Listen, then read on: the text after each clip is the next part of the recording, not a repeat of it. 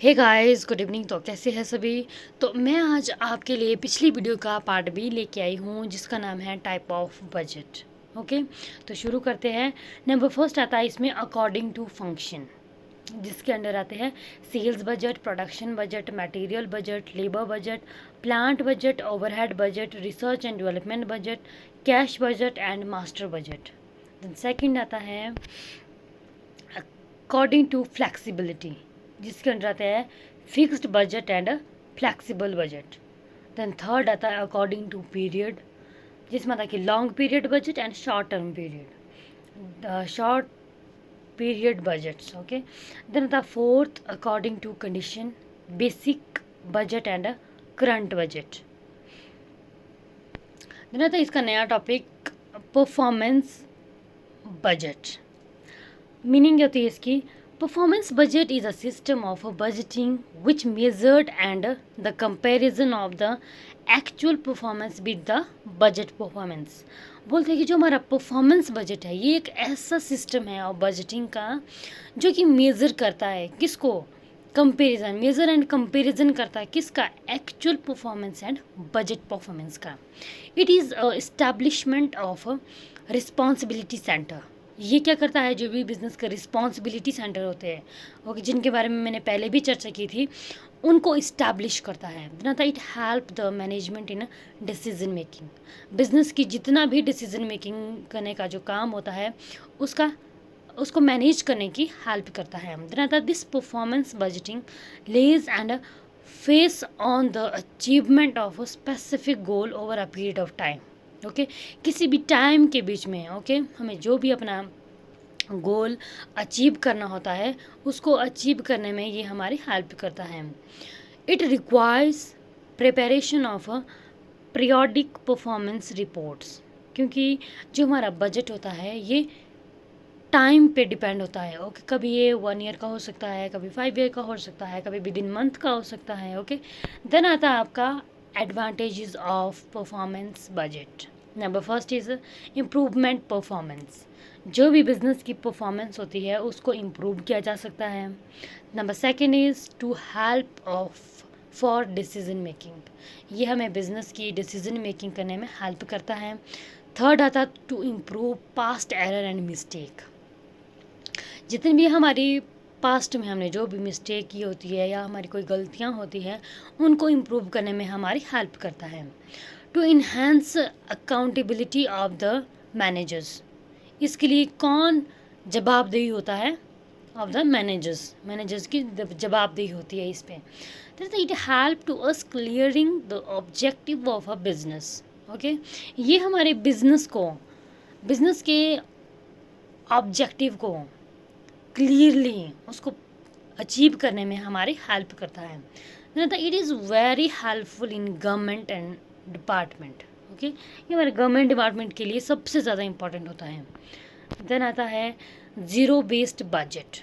इसकी मीनिंग करते हैं, zero based budget is called nothing in the past. That means zero based budget is beginning for zero base. Okay, क्या बोलता है कि जो हमारा ज़ीरो बेस बजट है दैट मीन्स है कि हमारे फ्यूचर में जैसे कुछ हुआ ही नहीं होगा।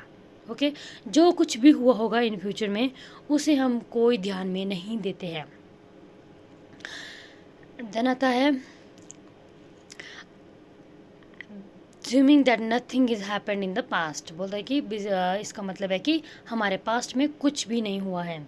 It focus on cost benefit analysis to reach on maximization of profit of the company यानी बिजनेस। ओके, बोलते हैं कि ये फोकस करता है cost benefit analysis to reach on maximization of profit. Okay, profit को मैक्सिमम करने में और इसके ऊपर ज़्यादा फोकस रहता है।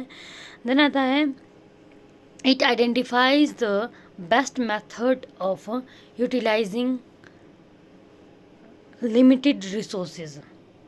ओके, क्या बोलता है कि ये डिफाइन करता है बेस्ट मेथड जिसे कि हम यूटिलाइज कर सकते हैं हमारे बिजनेस के जो हमारे लिमिटेड रिसोर्सेज होते हैं उनको हम ढंग से यूज़ कर सकें। All levels of managers participate in decision making. इससे जितने भी व्यवसाय के मैनेजर्स होते हैं वो डिसीजन मेकिंग में अपनी पार्टिसिपेशन देते हैं। Feature of zero base budgeting, इसके फीचर्स क्या है? बेस्ड ऑन ज़ीरो, सबसे पहले क्या होता है कि ज़ीरो पे बेस होता है, ओके, जिसमें कि कुछ हुआ ही नहीं होगा। देन आता स्टार्टिंग फॉर बिगनिंग, और ये शुरू से स्टार्ट होता है।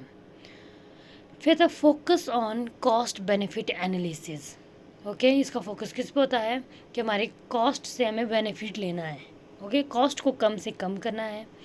मैक्सिमाइजेशन ऑफ प्रॉफिट, हमारे प्रॉफिट को मैक्सिमम करना है। नथिंग कंपेयर्ड, क्योंकि जब किसी चीज़ का कोई पास्ट ही नहीं है तो फिर उसको कंपेयर किसके साथ कर सकते हैं, तो हम इसमें किसी के साथ कोई कंपेयर नहीं कर सकते हैं। यूटिलाइजिंग लिमिटेड रिसोर्स, इसमें क्या होता है कि हमारा ज़्यादा से ज़्यादा फोकस हमारे लिमिटेड रिसोर्सों को यूज़ करने में लगता है, उनको ढंग से यूटिलाइज़ करने में लगता है। All level of managers participate in the decision making, बोलता है कि इसमें ऑल लेवल के, चाहे वो मैनेजर छोटे लेवल का हो, चाहे फिर मैनेजर्स बड़े लेवल के हो, सभी को इसमें डिसीजन मेकिंग करने में पार्टिसिपेट मिलती है। तो इसमें ही advantages of zero based budget. Number first is to increase efficiency, इससे बिजनेस की एफिशिएंसी बढ़ती है। टू मैक्सिमम ऑफ प्रॉफिट का मैक्सिमाइजेशन किया जा सकता है। To increase communication and coordination with the organisation, इससे हमारे बिजनेस की कम्युनिकेशन एंड कोऑर्डिनेशन को इंक्रीज किया जा सकता है। It is help in government department, okay, zero based budget को मेनली गवर्नमेंट यूज़ करती है। बेटर कॉस्ट कंट्रोल, इससे हमारे कॉस्ट कंट्रोल सही से होता है। Budget inflation, okay. देन आता है disadvantages of budget, zero based budget. Number first is not comparable, okay, इसमें सबसे पहले तो इसमें हम कंपेयर नहीं कर सकते, क्योंकि अगर हमें पता ही नहीं है कि पिछले साल कितना प्रॉफिट हुआ या कितना लॉस हुआ है, जो मैंने बजट बनाए थे क्या वही हमारे काम आए या नहीं आए, ओके, इस चीज़ में हम कंपेयर नहीं कर सकते हैं, जो कि हमें पता नहीं चलेगा कि इन फ्यूचर में हमें किस तरीके से बजट बनाने होंगे। तो था इट इंक्रीज पेपर वर्क, इससे होगा एक काम, इससे हमारे पेपर वर्क की इंक्रीजिंग होगी। था नथिंग इन पास्ट में कुछ होगा ही नहीं, तो फिर ये तो हमारे लिए लॉस ही होगा। Not for long term goal, इससे हम अपने लॉन्ग टर्म गोल को सेट नहीं कर सकते हैं, उसको अचीव नहीं कर सकते, क्योंकि ये एक साल का ही बनता है।